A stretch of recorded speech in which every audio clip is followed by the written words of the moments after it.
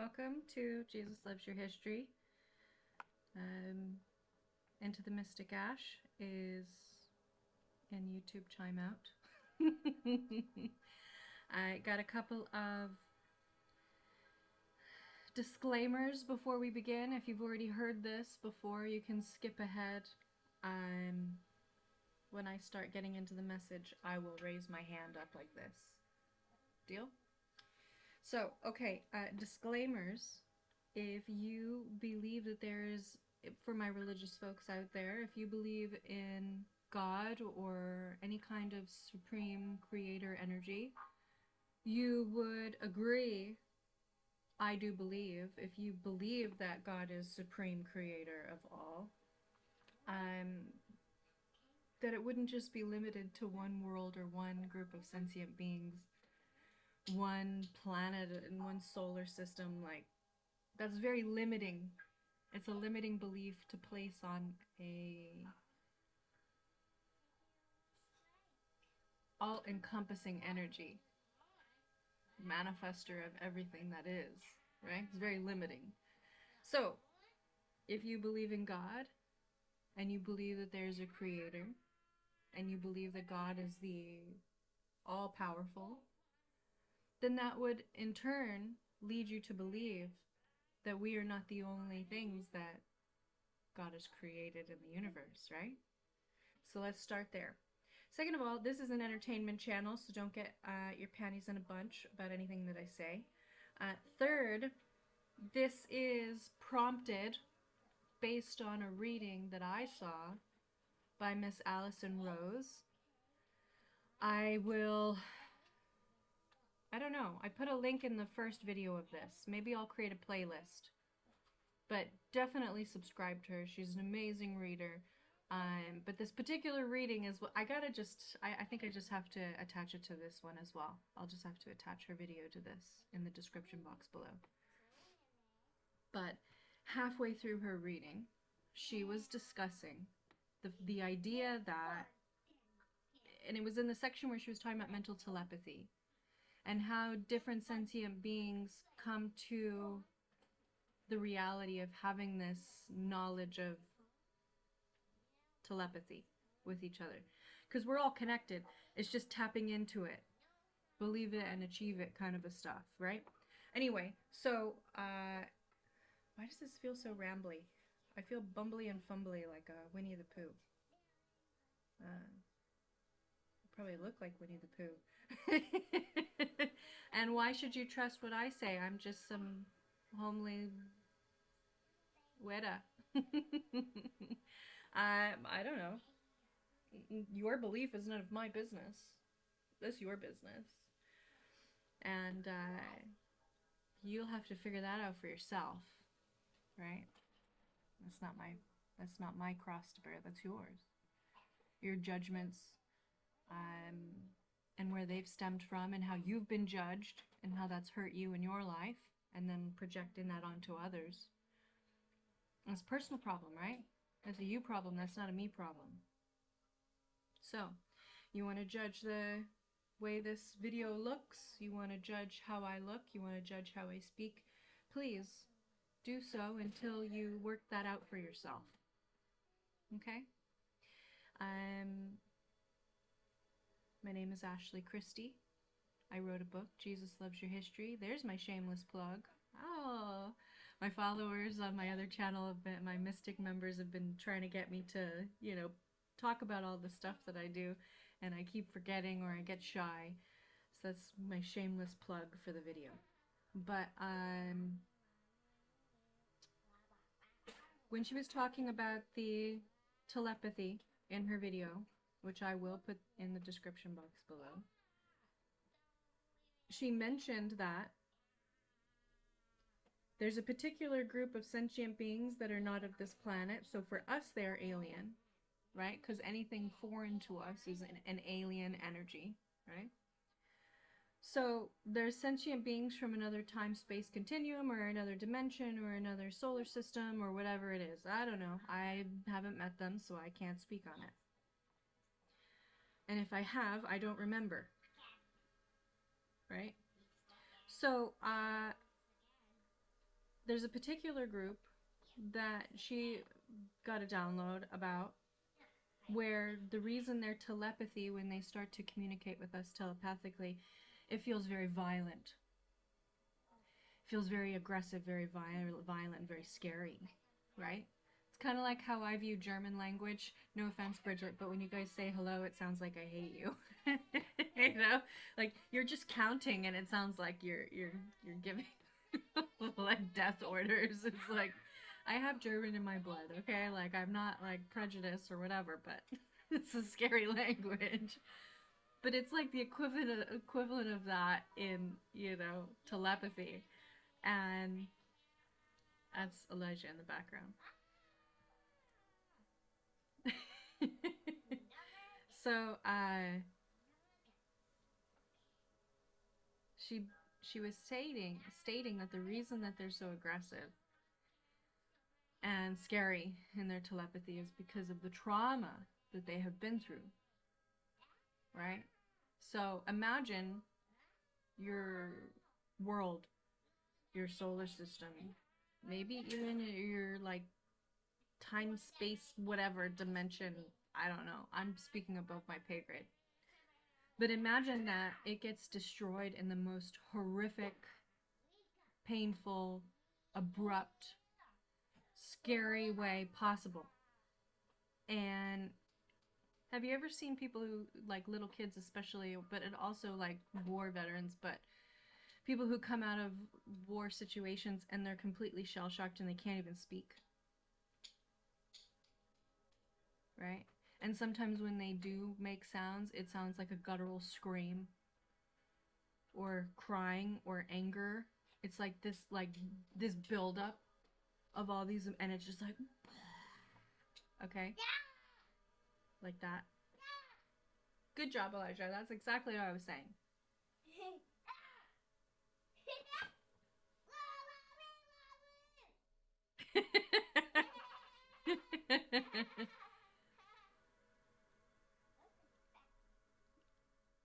Right? And out of nowhere, it'll just be this like freak out, right? So, and now imagine an entire civilization of sentient beings. Let's put it into human perspective. Oh, I should probably put my hand up. I guess this is kind of a new message, but anyone who's fast forwarding. Hi, welcome back. I'm done with the disclaimers. Hello. Okay, 8 minutes in.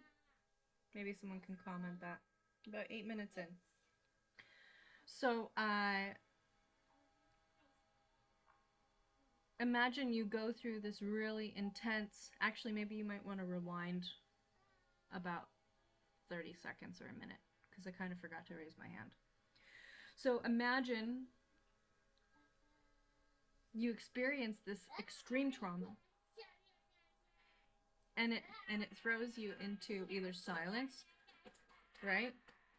Maybe the entire civilization just goes silent because of the trauma, and they are forced into this telepathy because they can't talk to each other at the, like, they just like the pattern interrupt was too traumatic and extreme and soul destroying.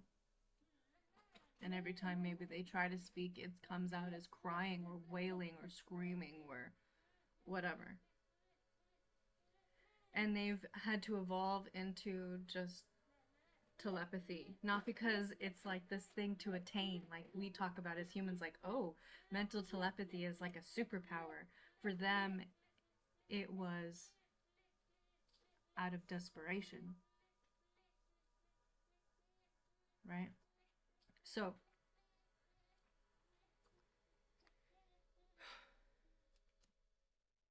again, everybody go and watch Allison Rose. She's a brilliant, I want to say she's a beautiful sentient soul, and what she says in that video woke something up inside me, and it was like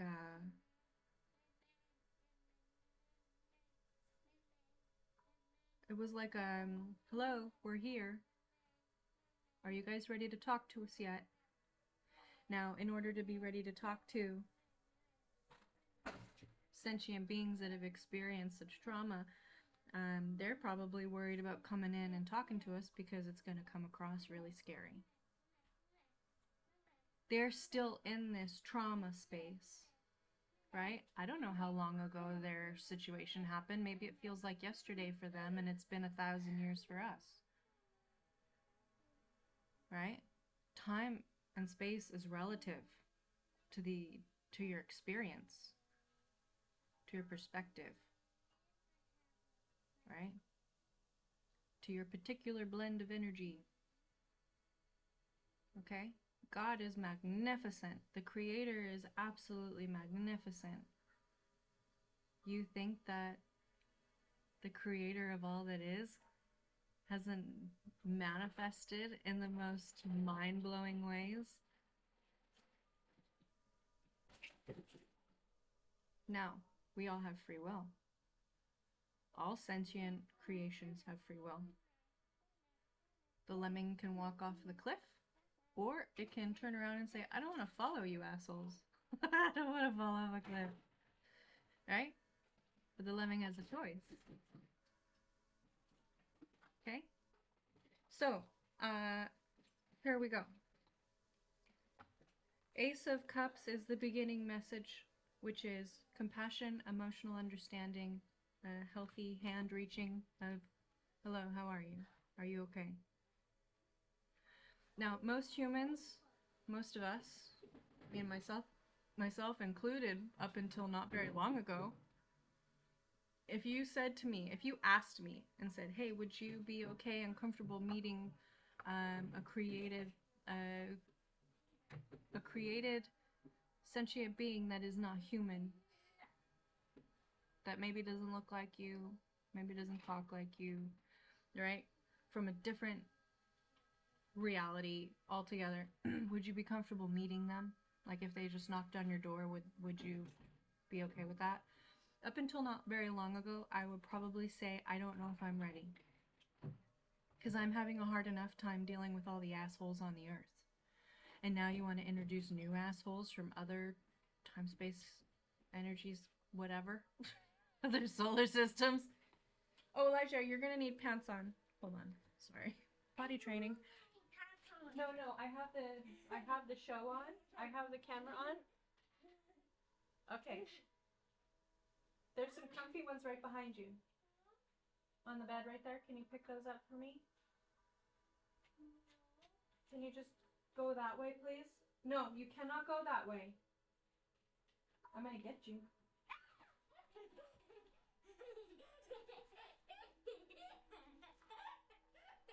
I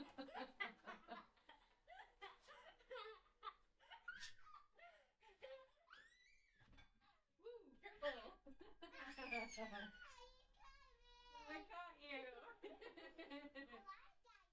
Well, I got you. Here. No, you gotta wear pants. No. I have the camera on. I know.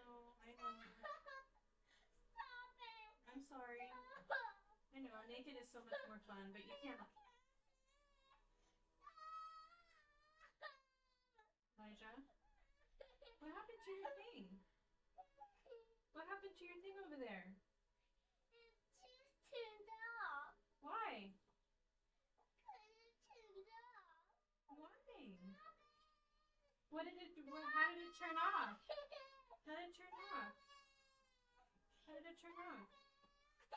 I know. No chance. Oh.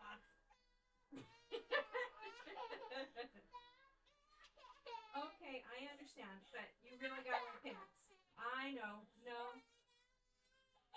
I know, but not everybody wants to see your butt. Yeah, but nothing. Hey, look at this juice. You didn't even drink any yet. Your show's working. Oh, there it is. Well, let's turn this nightlight thing on. Right? Ooh, there we go. Now you can see it better. There you go. socks. You want me to take your socks off? Yeah, I'll wear your socks. But you gotta wear pants. Deal? No deal? Can I have a hug? No? Are you traumatized because they made you wear pants? No, you're not? You're just upset about it? Okay, well, I don't blame you, you know? I totally don't blame you. And if we could walk around this planet without pants on, I'm sure most people will be delighted. But, you know, unfortunately not everybody is. No, no, no. No, no, no. Elijah, please, look at me. Look at me. Look at me. Hey. You have to wear... Do you want me to turn this off? Yeah? Okay, let's turn it off. No? You want me to turn it off? Yeah? Are you sure? No? Where's Fishy? Where'd Fishy go? Oh, I'm sitting on him. Here you go. Oh, wow. Is that how you treat Fishy? Okay. Do you need to take another nap? Are you sure? Okay. Are you sure? No?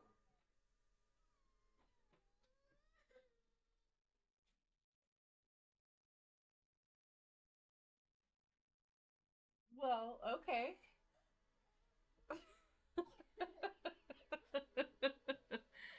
He has to wear pants. If he walks in front of this camera, I'm not okay with that.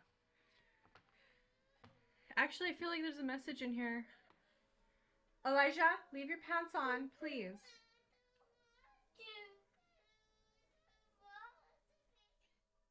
Do you want your diaper on then? Do you want your diaper on? Well, you have to pick one. Do you want your diaper or your pants? Pick one.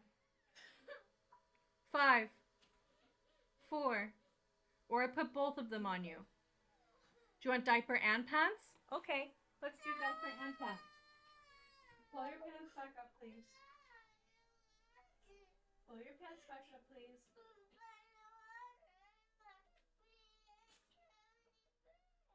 Okay, well then stay in the cozy bed, but you can't be running around without pants on. Do you understand?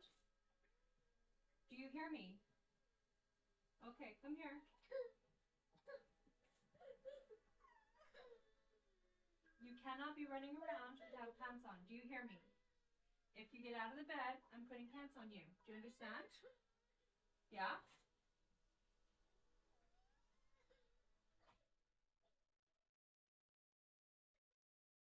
Yeah, you want Fishy now that you throw me? Okay.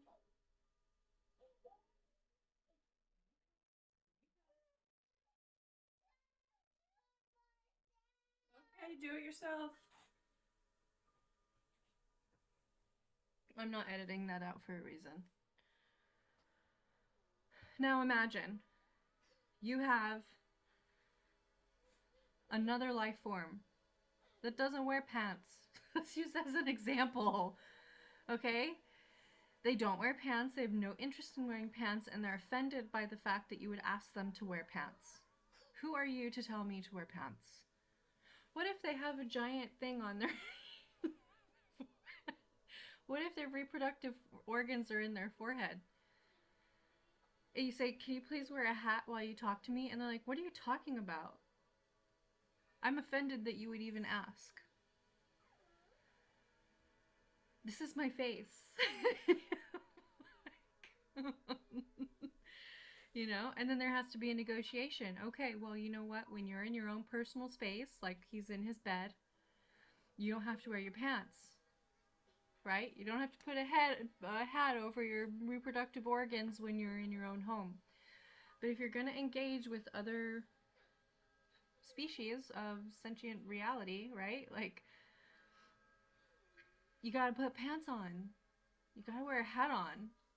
We're so distracted, we can't even understand what you're trying to tell us right now because all I can see is the giant thing on your forehead. Okay?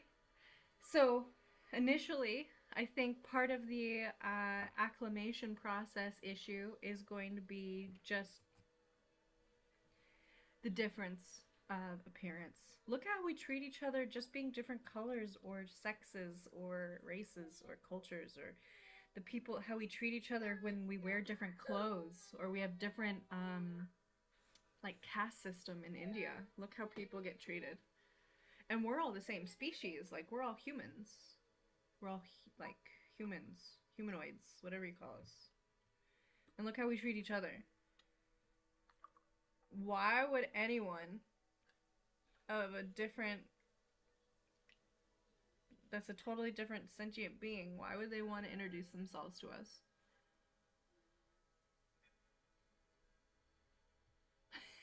I got another image. What if their reproductive organs are on their hand?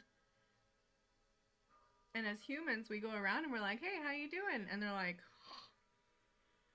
how disrespectful. Why would I shake hands with you? And you're like, I don't, why are you so upset? They have their reproductive organs on their hands. And you're trying to shake their hand and they're like, I'm not sleeping with you.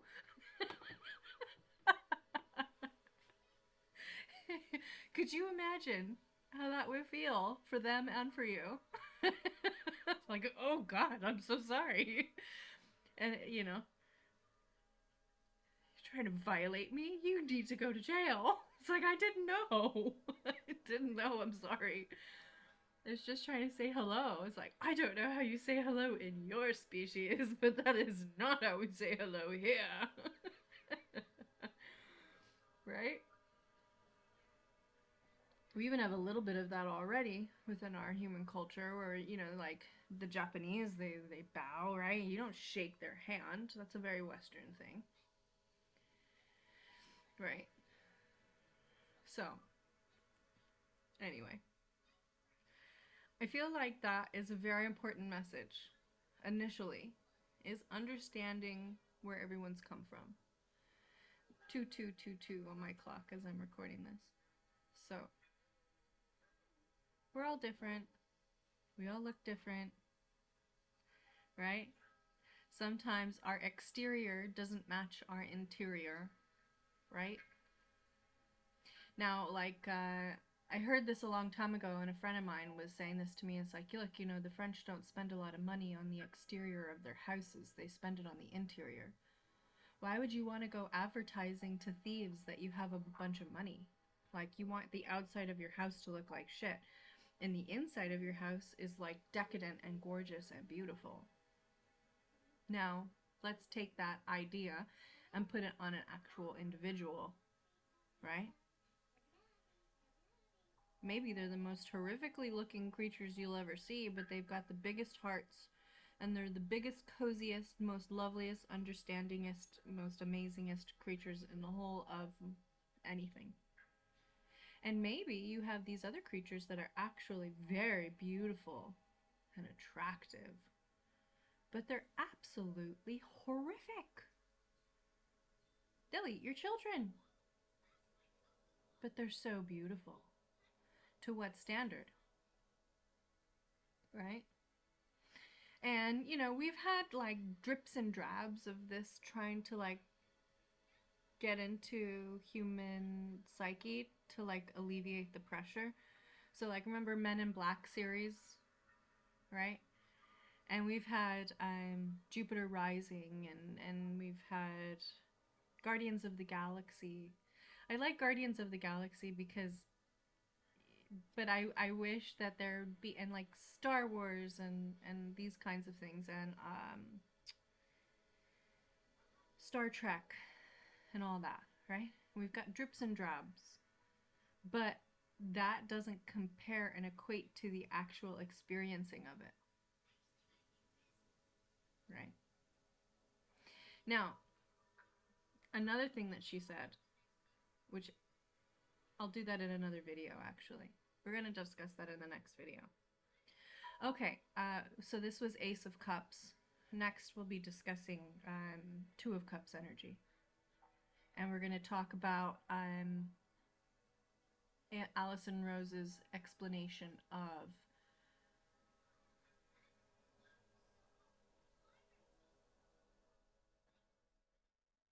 reproduction, and things of that nature, right? And equate it to how we treat each other as humans and how we treat animals, how we treat each other, how we treat creation, right? Because it's not very different, which is unfortunate, but it's true. So let's start that in season 1, episode 2. This is season 1, episode 1. It's a 25-minute little episode, and most of it was spent trying to get Elijah's pants on, which I failed.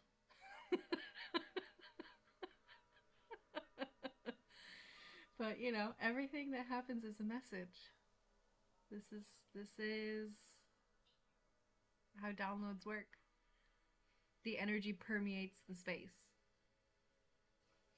you know, and it reenacts itself in a way where you can physically and visually have the experience of a spiritual understanding.